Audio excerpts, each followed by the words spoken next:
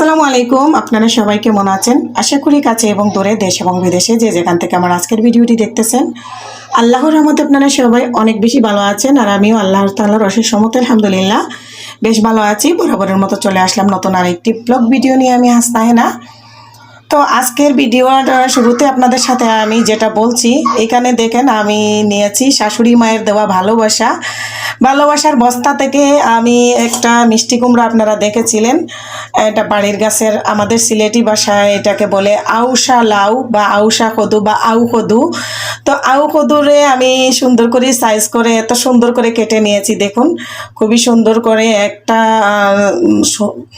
সাইজের মতো করে সাইজ করে কেটে নিয়েছি।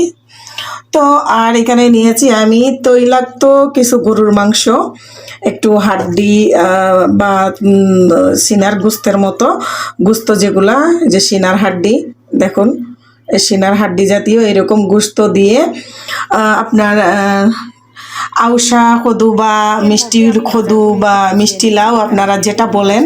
তো সিলেটিদের মতো আমি আজকে এটা রান্না করতেছি, আমার শাশুড়ি মায়ের ভালোবাসাটা।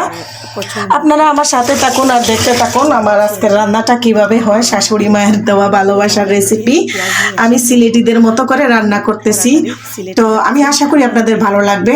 বাসায় থাকবো না, তাই আমি পেঁয়াজগুলো ঢেলে আগে নরম নরম পেঁয়াজ যেগুলো পচে যাওয়ার সম্ভাবনা আছে তাড়াতাড়ি, সেগুলো আমি বেছে নিচ্ছি। আর এগুলো আমি আলাদা করে তারপরে সবগুলো ব্লেন্ডার করে নিব। ব্লেন্ডার করে ফ্রিজে রেখে দিলেও সমস্যা হবে না। আর আমি যাওয়ার আগ পর্যন্ত যতটুকু পারি রান্না করে খেয়েও নিব। আমি যেভাবে বাজার থেকে পেঁয়াজ আনলে আর আলু নিয়ে আসলে, এভাবেই আমি আগে যেগুলা খাবো সেগুলো আমি আলাদা করে নেই। যেগুলো নষ্ট হয়ে আর ভাব থাকে সেগুলো আলাদা করে ব্লেন্ডার করে ফ্রিজে রেখে দেই। তাও আপনাদেরকে দেখিয়ে দিলাম।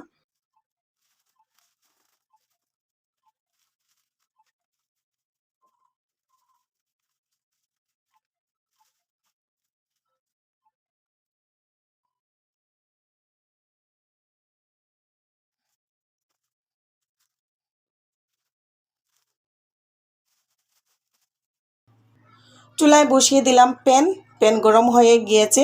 দিয়ে দিচ্ছি পরিমাণ মতো তেল। অতিরিক্ত তেল দেওয়া যাবে না, মাংসতে প্রচুর তেল আছে। আর এই রান্নাটা অয়েলি রান্না, তৈলাক্ত গোস্ত দিয়ে রান্না করলে বেশি মজা লাগে। দিয়ে দিচ্ছি এখানে তেজপাতা, দিয়ে দিলাম দারচিনি, দিয়ে দিলাম গোটা এলাচ কয়টা।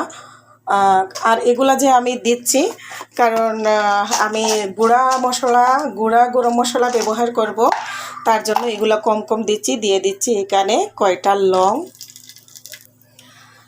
তারপরে এখানে দিয়ে দিচ্ছি আমি বাটা পেঁয়াজের মশলা।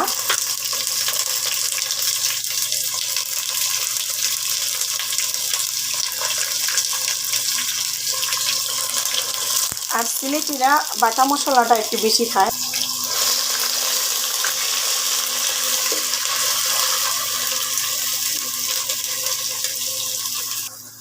আমরা সিলেটিরা বেশিরভাগ দেখা যায় মশলা বাটাটা বেশি খায়। আর গরুর মাংস রান্না করতে বাটা মশলা আসলে তেমন একটা দেওয়া লাগে না। বাট আমি যেহেতু মশলা অনেকগুলো বেটে নিয়েছি, আমি খুব তাড়াতাড়ি সিলেটে যাচ্ছি, তার জন্য পচে যাতে না যায় পেঁয়াজগুলো বেছে, যে পেঁয়াজগুলো একটু নষ্ট হয়ে যাওয়ার ভাব আছে সেগুলো আমি কি করেছি, ওই ব্লেন্ডার করে নিয়েছি। তাই আমি ব্লেন্ডার করা পেঁয়াজগুলো আগে রান্না করে শেষ করে নিয়েছি। আর বাটা মশলা দিয়ে রান্না করলে আসলে রান্না অনেক সুন্দর হয়, খেতেও ভালো লাগে। আর মশলাগুলো খুবই তাড়াতাড়ি অ্যাডজাস্ট হয়ে যায় তরকারির সাথে। এখন দিয়ে দিচ্ছি পরিমাণ মতো রসুন বাটা, দিয়ে দিচ্ছি আদা বাটা। এগুলো আমি অল্প অল্প করে দিচ্ছি কারণ পেঁয়াজের মধ্যে আদা রসুন একটু দেওয়াই আছে।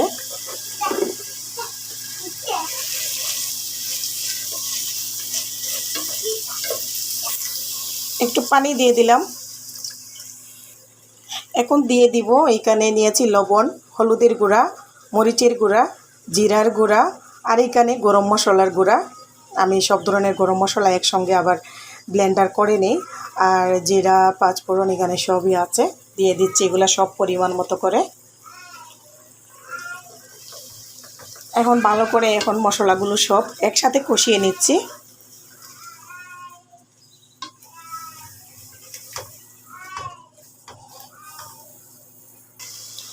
খুব ভালো করে আমি মশলাটা কষিয়ে নিচ্ছি। দেখুন মশলা কষানো হয়ে গিয়েছে, এখন দিয়ে দিচ্ছি আমি মাংসগুলো।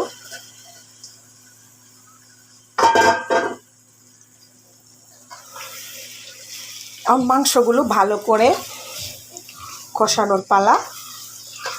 খুব বেশি সময় নিয়ে মাংসটা কষাতে হবে, যেহেতু এখানে সিনার হাড্ডি আছে।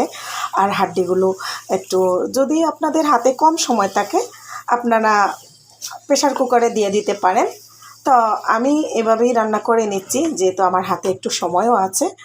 আর আস্তে আস্তে আমি এটা রান্না করে নিতে পারবো সময়ের মধ্যে।